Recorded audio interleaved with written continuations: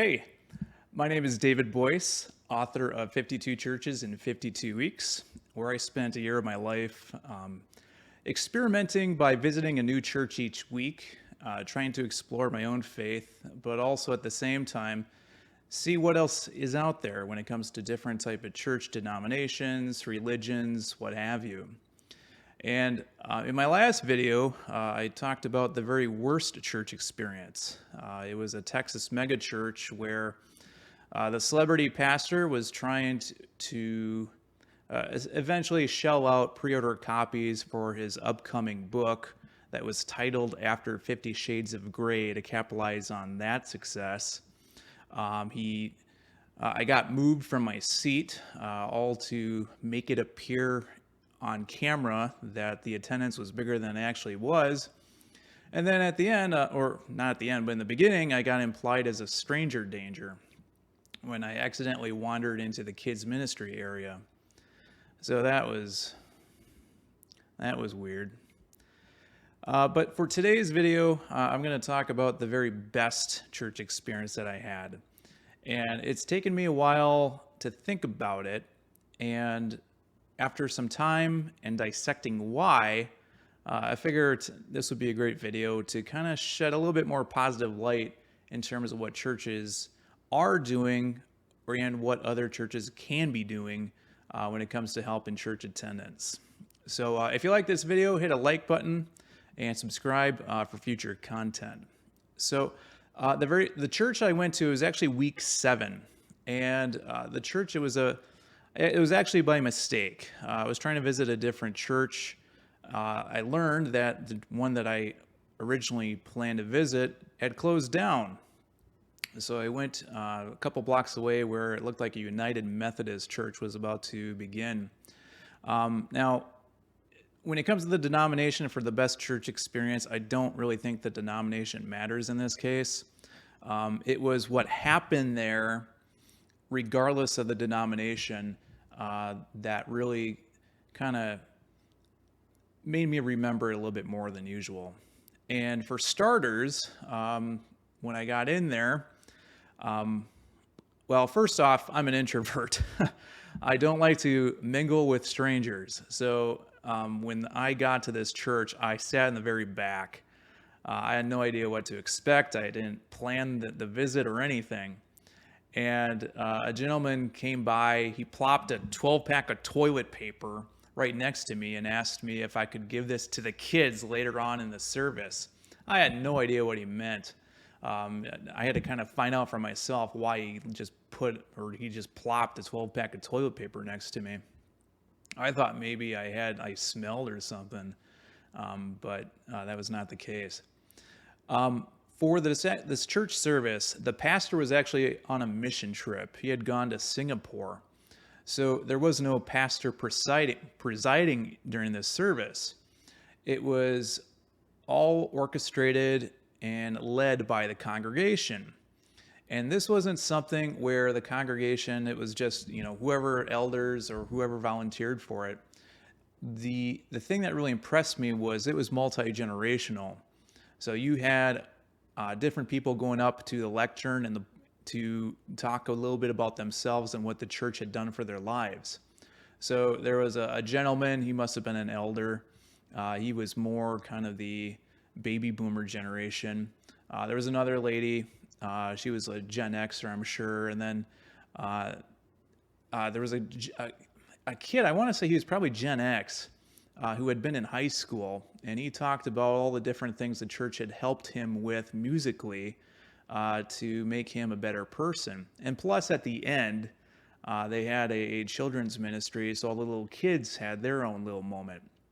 So with this particular church, the way that they had so many different types of ages covered was something really different. At the beginning of the service, and this is where it really struck out to me, they had a little handshake greeting. Now, typically, again, as an introvert, I hate those. A lot of the churches, they'll just say, just shake hands with the person next to you. Again, this is pre-COVID. So you shake the person to your left, you shake person's hand to your right, maybe a couple other people behind you and in front of you, and you just get on with the service. This church was completely different because they didn't stop. Their greeting lasted at least 5 minutes. People got out of their pews, people got out of their seats, they wandered around, they were giving hugs to each other. It wasn't just something where, it's your best friend. This felt like a true church family. And there was even a couple younger people there too, where a lot of the older church goers, they want to keep tabs. They want to keep up to date with the lives and when it came to the college careers or starting a new job for some of these younger folks who were visiting. So overall, this felt like a true church family. It wasn't just handshakes, it was hugs. It was conversations. And I think with a lot of the churches that we see nowadays, this is just something to get out of the way. Let's get moving with the service. No, what this church did is it was part of the service, and it just created this really great church community. One thing that I thought was great too is when I was looking in their church directory. Now, granted, when you're at a pew, you typically have like the hymns right in front of the pew in front of you to grab. This church had church directories, and the very first thing that I noticed was they had a message in the beginning, and it said, "What is the church?" So I'll kind of read what they had in here. So what is the church? That is a fair question, one that is being asked more and more often and more openly in our increasingly secular society. It is a question that everyone who is a part of the church ought to be able to answer. Who are we? Perhaps the best way to answer that question is through a book like this, a pictorial directory. What is the church? Just people. Single people, married people, divorced people, old people, children, teenagers, young families, multi-generational, empty nesters, new people, and people who have been here their whole lives. Look at us. In appearance and demographic description, we are not different from the rest of our community, or society, or world, except for the one thing that brings us all these disparate people together. We are people who have encountered God in Christ, who have discovered in that meeting that we are loved, and we are trying to figure out together how best to respond to that love. Look at us. We are the church. So when it came to actual church service, I kind of went into a little bit about how they structured the service, and it was almost strange to a certain extent where the pastor not being there actually, to me, almost enhanced the service. Now, great, I'm not saying you shouldn't have a pastor in your church. That's not what I'm saying.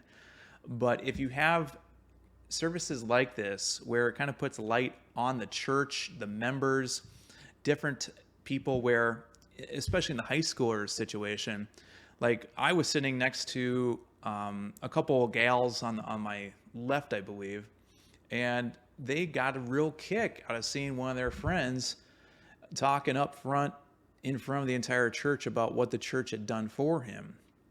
So I thought that was really neat, and it really helped solidify and kind of help this church really